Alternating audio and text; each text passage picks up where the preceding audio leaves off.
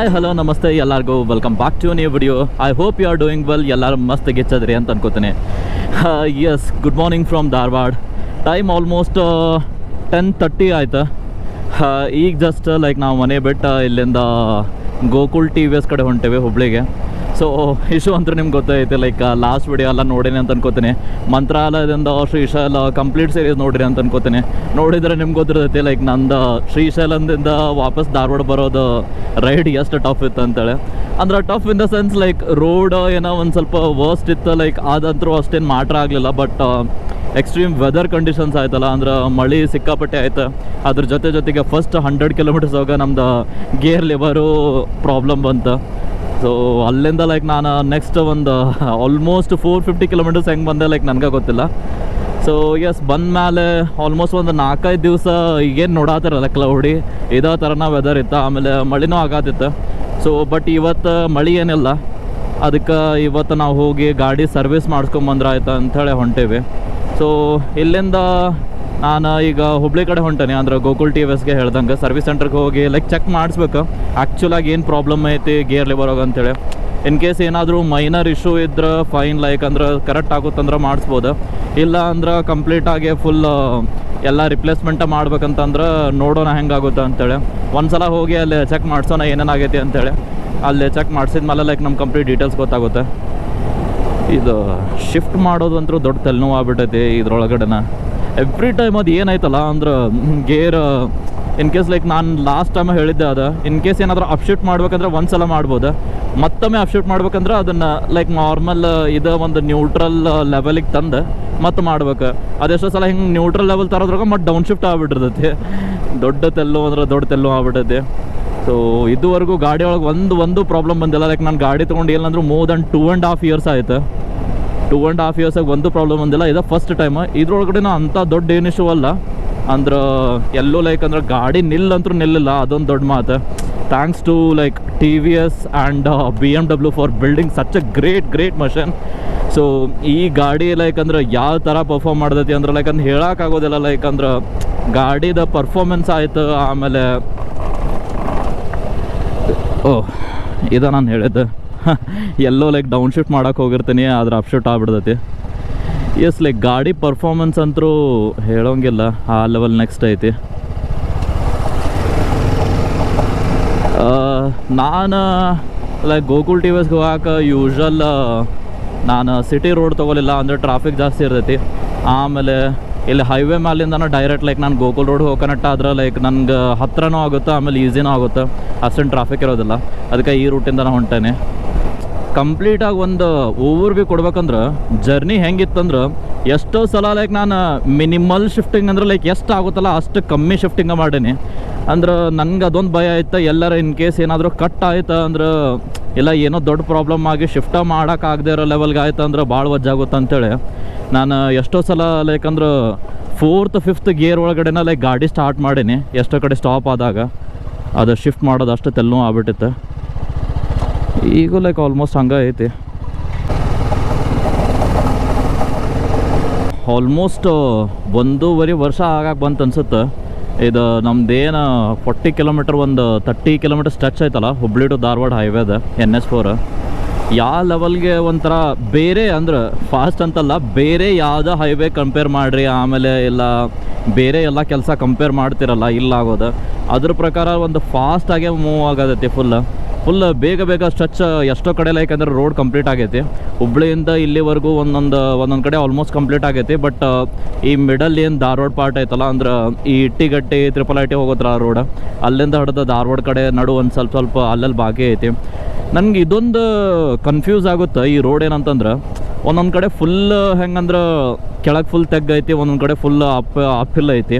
ಇದ್ರ ಒಳಗಡೆ ಅವ್ರ ನಡು ಫಸ್ಟ್ ರೋಡ್ ಏನಿತ್ತಲ್ಲ ಅದನ್ನು ಆಜು ಬಾಜು 2 ಲೈಕ್ ಅಂದ್ರೆ 2 ಲೇನ್, ಈ ಕಡೆ 2 ಲೇನ್, ಆ ಕಡೆ 2 ಲೇನ್ ಹೈವೇ ಮಾಡತ್ತಾರ. ಅದನ್ನು ಹೆಂಗೆ ಕನೆಕ್ಟ್ ಮಾಡ್ತಾರೆ ಅನ್ನೋದು ಒಂದು ಲೈಕ್ ನನಗೆ ಅದು ಕ್ಯೂರಿಯಾಸಿಟಿ. ನೋಡೋಣ ಏನಾಗುತ್ತೆ ಅಂತೇಳಿ. ಬಟ್ ಈ ಹೈವೇ ಯಾವಾಗಿಂದ ಒಂದು ಪ್ರಾಜೆಕ್ಟ್ ಸ್ಯಾಂಕ್ಷನ್ ಆಗೈತಲ್ಲ ಅವಾಗಿಂದ ಲೈಕ್ ಅಂದ್ರೆ ಭಾಳ ಒಳ್ಳೇದಾಗೈತಿ. ಮೊದಲು ಲೈಕ್ ಈ ರೋಡ್ ಒಳಗಡೆ ಎಷ್ಟೊಂದು ಆಕ್ಸಿಡೆಂಟ್ ನೋಡ್ತಿದ್ದೆ ಅಂದ್ರೆ ಲೆಕ್ಕನೇ ಇಲ್ಲ. ದಿವ್ಸಕ್ಕೆ ಅಟ್ಲೀಸ್ಟ್ ಒಂದಾದರೂ ಆಕ್ಸಿಡೆಂಟ್ ಫಿಕ್ಸ್ ಇದ್ದೇ ಇರ್ತಿತ್ತು. ಒಂಥರ ಹೆಂಗಂದ್ರೆ ನಮ್ದು ಹುಬ್ಳಿ ಧಾರವಾಡದ ಓನ್ ಡೆತ್ ವ್ಯಾಲಿ ಆಗಿತ್ತದ ಈ ರೋಡ್. ಅಂದರೆ ಕಂಪ್ಲೀಟಾಗಿ ನೀವು ಈ ರೋಡ್ ಏನೈತಲ್ಲ ಪುಣೆಯಿಂದ ಹಿಡಿದ ಬೆಂಗಳೂರವರೆಗೂ ಹೋಗುತ್ತೆ. ಪುಣೆ ಬೆಂಗಳೂರು ಹೈವೇ ಅಂತ ಕರೀತಾರೆ, NS4. ಎಲ್ಲ ಫುಲ್ ಸ್ಟ್ರೆಚ್ ಐತಲ್ಲ, ಎಲ್ಲದ್ರಾಗೂ ಕಂಪ್ಲೀಟಾಗಿ ನಿಮ್ಗೊಂದು 4 ಲೈನ್ ಇಲ್ಲ 6 ಲೈನ್ ಹೈವೇನೇ ಐತಿ. ಇದು ಒಂದು ಸ್ಟ್ರೆಚ್ ಹುಬ್ಳಿಯಿಂದ ಧಾರವಾಡ ಹೋಗೋದ್ರಾಗ ಅದು ಒಂದು 2 ಲೈನ್ ಐತಿ. ಎಷ್ಟು ಫುಲ್ ಕಂಜೆಸ್ಟೆಡ್ ಆಗ್ಬಿಡ್ತೈತಿ ಅಂತಂದ್ರೆ ಅದ್ರಾಗೂ ಎಲ್ಲೆಲ್ಲಿ ಒಬ್ಬರು ಟ್ರಕ್ ಡ್ರೈವರ್ಗಳು ದೊಡ್ಡ ದೊಡ್ಡ ಗಾಡಿಗಳು ಬರೋದು ನೋಡಿದ್ರೆ ಅಂದ್ರೆ ಗಾಡಿ ಹೊಡೆದ ತಲೆ ಕೆಟ್ಟು ಹೋಗ್ಬಿಡ್ತೈತಿ. ಬಟ್ ಏನಿಲ್ಲ, ಒಂದು ಚಲೋ ಹೈವೇ ಆಗತೈತಿ ಲಕ್ಕೀಲಿ.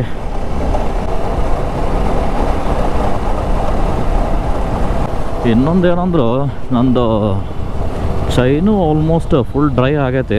ಬಂದಾಗಿಂದ ವಾಪಸ್ ಕ್ಲೀನ್ ಮತ್ತು ಲೂವ್ ಮಾಡೋಕ್ಕಾಗಿಲ್ಲ. ಅದನ್ನು ಚೆಕ್ ಮಾಡಿಸ್ಬೇಕು. ನನಗೇನು ಅನ್ಸಾದೈತಿ ಅಂದ್ರೆ ಆಲ್ಮೋಸ್ಟ್ ನಂದು ಚೈನ್ ಸ್ಪ್ರಾಕೆಟ ಫುಲ್ ಕಂಪ್ಲೀಟಾಗಿ ಹಾಳಾಗೈತಿ ಅನಿಸುತ್ತೆ. ಒಂದು ಸಲ ಚೆಕ್ ಮಾಡಿಸ್ಬೇಕು. ಇನ್ನೂ ಇನ್ ಕೇಸ್ ಏನಾದರೂ ಒಂದು 2 ಇಲ್ಲ 3,000 ಕಿಲೋಮೀಟರ್ಸ್ ಏನಾದರೂ ಓಡುತ್ತಾ ಅಂತಂದ್ರೆ ಬಿಡ್ತೇನೆ. ಬಿಟ್ಟು ಒಂದು ನೆಕ್ಸ್ಟ್ ಯಾವುದಾದ್ರೂ ರೈಡ್ಗೆ ಹೋಗ್ಬಂದ್ಮೇಲೆ ಚೇಂಜ್ ಮಾಡಿಸ್ತೇನೆ. ಇಲ್ಲ ಆಗಲ್ಲ ಅಂತಂದ್ರೆ ಇನ್ ಕೇಸ್ ಈಗ ಸ್ಟಾಕ್ ಅವೈಲೇಬಲ್ ಇದ್ರೆ ಚೈನ್ ಸ್ಪ್ರಾಕೆಟ್ ಫುಲ್ ಚೇಂಜ್ ಮಾಡಿಸ್ಬೇಕು. ನೋಡೋಣ. ಇಲ್ಲೇ ಮುಂದೆ ಗೋಕುಲ್ TVS ಐತಿ ಸರ್ವಿಸ್ ಸೆಂಟ್ರಿಗೆ. ಇಲ್ಲಿಂದ ನಾವು ಹೋಗ್ಬೇಕು. ಇದು ಯಾವುದೋ ಒಂದು ಶೋರೂಮ್ ನೋಡ್ರಿ ನೀವು. ಶೋರೂಮ್ ಎಲ್ಲ ಫುಲ್ ಒಂಥರ ಫುಲ್ ಮಸ್ತ್ ಪ್ರೈಮ್ ಲೊಕೇಶನಾಗಿರ್ತಾವೆ. ಬಟ್ ಅವು ಅದ್ರ ಸರ್ವಿಸ್ ಸೆಂಟರ್ಗಳು ಇರ್ತಾವಲ್ಲ, ಯಾವ ಗಾಡಿ ಬೇಕಾದ್ರೆ ತಗೋರಿ, ಇಲ್ಲ ಕಾರ್ ಆದರೂ ಆಗಲಿ ಬೈಕ್ ಆದರೂ ಆಗಲಿ, ಒಳ್ಳೆ ಒಂಥರ ಫುಲ್ ಶೇಡಿ ಪ್ಲೇಸಾಗಿರ್ತಾವೆ. ಕೇಳೋಂಗಿಲ್ಲ. ಇಲ್ಲ ಇದು ನಮ್ಮದು Gokul TVS the service centre. ಹೋಗೋಣ, ಒಳಗೆ ಹೋಗಿ ಚೆಕ್ ಮಾಡ್ಸೋಣ ಏನಾಗೈತೆ ಅಂತೇಳಿ. ಮೋಸ್ಟ್ ಪ್ರೊಬಬ್ಲಿ ಒಳಗಡೆದ ಸ್ಪ್ರಿಂಗ್ ಕಟ್ ಆಗೈತಿ. ಆಲ್ಮೋಸ್ಟ್ 95% ಅದ ಚಾನ್ಸ್ ಅಂತಂದ್ರೆ ಅದನ್ನು ಕಂಪ್ಲೀಟಾಗಿ ಚೆಕ್ ಮಾಡ್ಬೇಕಂತಂದ್ರು ಎಲ್ಲ ಫುಲ್ ಓಪನ್ ಮಾಡಿ ಒಂದು ಇಂಜಿನ್ನು ಫುಲ್ ಡೌನ್ ಮಾಡಿ ನೋಡ್ಬೇಕಂತ. ಅದೆಲ್ಲ ಆಗ್ಬೇಕಂದ್ರೆ ಆಲ್ಮೋಸ್ಟ್ ಒಂದು 2 ದಿವಸ ಅಂತೂ ಬೇಕು. ಈಗ ಗಾಡಿನೂ ಜಾಸ್ತಿ ಅದಾವ, ಆಗೋದಿಲ್ಲ ಅಂತಂದ್ರೆ. ಈಗ ಸುಮ್ಮನೆ ಗಾಡಿ ಬಿಟ್ಟು ಹೋದರೂ ಯೂಸ್ ಇಲ್ಲ ಅಂತ ಅನ್ನಿಸ್ತು ನನಗೆ. ಅದ ರೀಸನ್ಗೆ ತೊಗೊಂಡು ಹೊಂಟೇನೆ. ಮಂಡೇ ಬಿಡ್ಬೇಕಂತ ಅಂದ್ಕೊಂಡೆ, ಬಟ್ ಆದ್ರೆ ಅದು ಪಾರ್ಟ್ಸ್ ಬರೋಕ್ಕೂ ಮೋರ್ ಆರ್ ಲೆಸ್ ಒಂದು 10 ಡೇಸ ಬೇಕಾಗುತ್ತಂತ. ಇಲ್ಲಂತೂ ಈಗ ಪಾರ್ಟ್ಸ್ ಅವೈಲೇಬಲ್ ಇಲ್ಲ ಮತ್ತು ಬರೋದೇ ಇಲ್ಲ.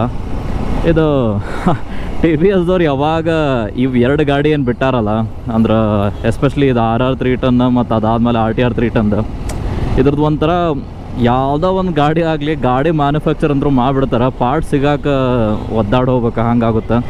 ಬೇರೆ ಎಷ್ಟೋ ಗಾಡಿ ಲೈಕ್ ನೋಡ್ರಿ ಅಂದ್ರೆ KTM ಆಯ್ತು ಮತ್ತು ಲೈಕ್ ಯಮಹಾಸ್ದ ಆಯ್ತು. ಯೂಶ್ವಲಿ ಅದೇ ಥರ ಬೈಕ್ಸ್ ಮಾಡ್ತಾರೆ.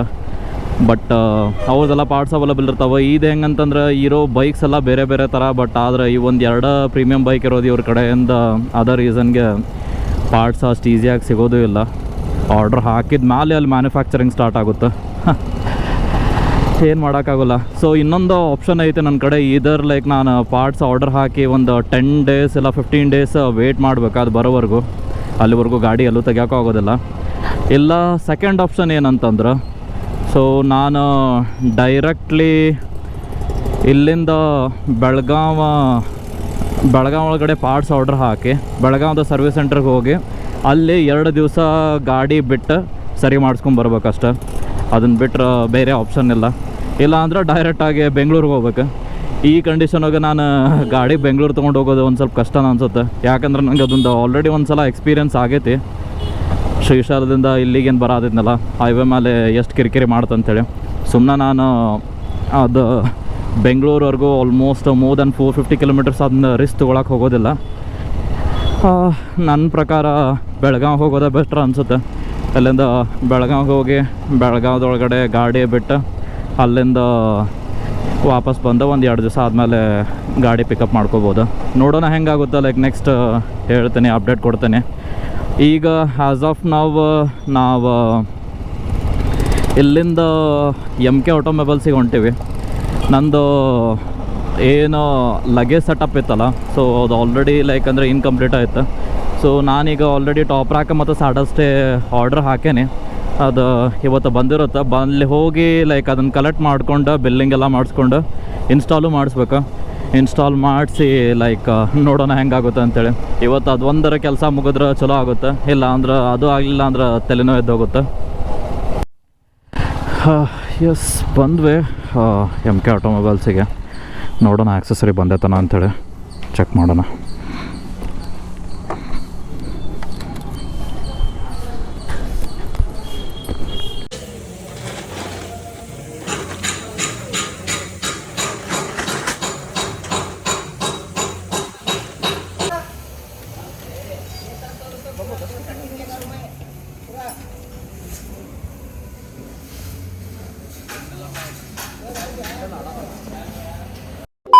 ಎಸ್ ಟೈಮ್ ಆಲ್ಮೋಸ್ಟ್ 1:30 ಆಯ್ತು.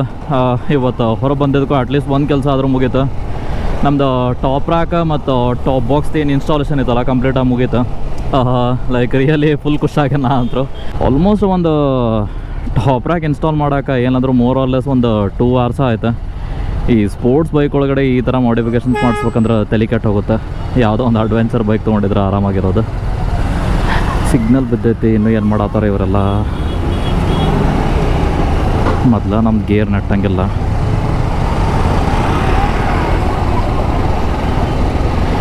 ಇದು ಯಾವಾಗಿಂದ ನನ್ನ ಗೇರ್ ಲಿವರ್ ಹಾಳಾಗೈತಲ್ಲ ಅವಾಗಿಂದ ಒಳ್ಳೆ ಥ್ರಾಟಲ್ ಅಂತೂ ಕೊಟ್ಟಾತೀನಿ. ಗಾಡಿ ಎಲ್ಲಿ ಪೈಲಾಗುತ್ತೋ ಎಲ್ಲಿ ಬಂದುಬಿಡುತ್ತೋ ಅದು ಗೊತ್ತಾಗೋದಿಲ್ಲ. ಕಡೆ ಇನ್ ಕೇಸ್ ಯಾವುದಾದ್ರೂ ಹಿಂದಿಂದ ಗಾಡಿ ಬಂತಂದ್ರೆ ಅದು ಒಂದು ದೊಡ್ಡ ತಲೆನೋವು. ಸಡನ್ನಾಗಿ ಆ ಗೇರ್ ಮೂಮೆಂಟ್ ಮಾಡ್ಕೊಂಡು ಗೇರ್ ಹಾಕೋದ್ರಾಗ ತಲೆ ಕೆಟ್ಟು ಹೋಗುತ್ತೆ. ಆಲ್ಮೋಸ್ಟ್ ಮೋರ್ ಆರ್ ಲೆಸ್ ನನ್ನ ಗಾಡಿದು ಕರ್ವ್ ವೇಟ್ 178 ಅಂದ್ರೆ ಲೈಕ್ ಒಂದು 180 ಕಿಲೋ ಇರ್ಬೋದು ನಾರ್ಮಲ್ ಗಾಡಿದು. ನಂದು ಏನು ಕ್ರ್ಯಾಶ್ ಗಾರ್ಡ್ಸ್ ಅದಾವಲ್ಲ, crash guards more or less ಒಂದು 4 to 5 kg, ಒಂದು 5 kg ಇರ್ಬೋದು. ಅದಾದಮೇಲೆ ಈಗ ಟಾಪ್ ರ್ಯಾಕ್ ಸ್ಯಾಡಲ್ ಸ್ಟೇ ಎಲ್ಲ ಹಾಕಿ ಏನಾದರೂ ಅದೊಂದು 5 to 8 kg ಜಾಸ್ತಿ ಆಗಿರ್ಬೋದು. ಅದ್ರ ಮೇಲೆ ನಂದೊಂದು aluminium top box more or less ಒಂದು 20 kg ಅಂತೂ ಜಾಸ್ತಿ ಆಗಿರ್ಬೋದು, ಹೆಚ್ಚು ಕಮ್ಮಿ. ಆದರೂ ಅಷ್ಟೊಂದೇನು ಫೀಲ್ ಆಗತ್ತಿಲ್ಲ ಅಂದರೆ ಗಾಡಿ ಮೂಮೆಂಟ್ ಆಗಿದ್ದಾಗ. ಬಟ್ ಏನು ಲೈಕ್ ಸ್ಲೋ ಸ್ಪೀಡ್ಸೋಗಲ್ಲ, ಗಾಡಿ ನಿಂತಾಗ ಅದೊಂದು ಆಬ್ವಿಯಸ್ಲಿ ಒಂದು ಸ್ವಲ್ಪ ಸ್ಪೀಡ್ ಫೀಲ್ ಆಗುತ್ತೆ. ಇದು ಚೆನ್ನಮ್ಮ ಸರ್ಕಲ್ದ ಕನ್ಸ್ಟ್ರಕ್ಷನ್ ಮುಗಿಯೋಕೆ ಏನಂದರೂ ಇನ್ನೊಂದು 8-10 ವರ್ಷ ಬೇಕನ್ಸುತ್ತೆ. ಆ ಲೆವೆಲ್ ಸ್ಪೀಡಾಗಿ ಮಾಡತ್ತಾರ. ಅಲ್ಲೇವರೆಗೂ ಲೈಕ್ ನಾವು ಊರು ಸುತ್ತ ಹೊಡ್ಕೊಂಡು ಹೋಗ್ಬೇಕಾಗುತ್ತೆ. ಇಲ್ಲಿಂದನೂ ರೋಡ್ ಸ್ಟಾರ್ಟ್ ಆಯ್ತನ? ಓ, ಮಂದಿ ಆ ಕಡೆ ಹೊಂಟಾರ. ಹೋಗ್ರು ಗಾಡಿ ಬಂದಿತ್ತಂದ್ರೆ ತೆಲ್ನೋವು ಮತ್ತೆ. ಈಗಂತೂ ಇದು ಯಾವಾಗಿಂದ ಚೆನ್ನಮ್ಮ ಸರ್ಕಲ್ ಹೋಗಿ ಕನ್ಸ್ಟ್ರಕ್ಷನ್ ಸ್ಟಾರ್ಟ್ ಆಗೈತಲ್ಲ, ಒಂದು 6-7 months ಈಗೀಗ ಯಾರ್ಯಾರು ಯಾವ್ಯಾವ ಮೂಲೆಗಿಂತ ಹೆಂಗೆ ಬರ್ತಾರೆ ಅನ್ನೋದೇ ಗೊತ್ತಿಲ್ಲ. ಆ ಥರ ಎಲ್ಲ ಕಡೆಯಿಂದನೂ ಗಾಡಿ ಬರ್ತಾವೆ. ಈ ಕಡೆಯಿಂದನೂ ಬರ್ತಾನೆ, ಮುಂದಿಂದನೂ ಬರ್ತಾನೆ, ಆ ಕಡೆಯಿಂದನೂ ಬರ್ತಾನೆ. ಎಲ್ಲ ಕಡೆನೂ ನೋಡ್ಕೊಂಡು ನಿಂತರು ಯಾರು ಬಂದು ಎಲ್ಲರೂ ಒಂದು ಹೆಟ್ಟ ಬಿಟ್ಟಿರ್ತಾರೆ. ಎಷ್ಟೊಂದು ಡೈಲಿ ಜಗಳ ನಡೆದ ಬಿಟ್ಟಿರ್ತಾವೆ ಇಲ್ಲಿ.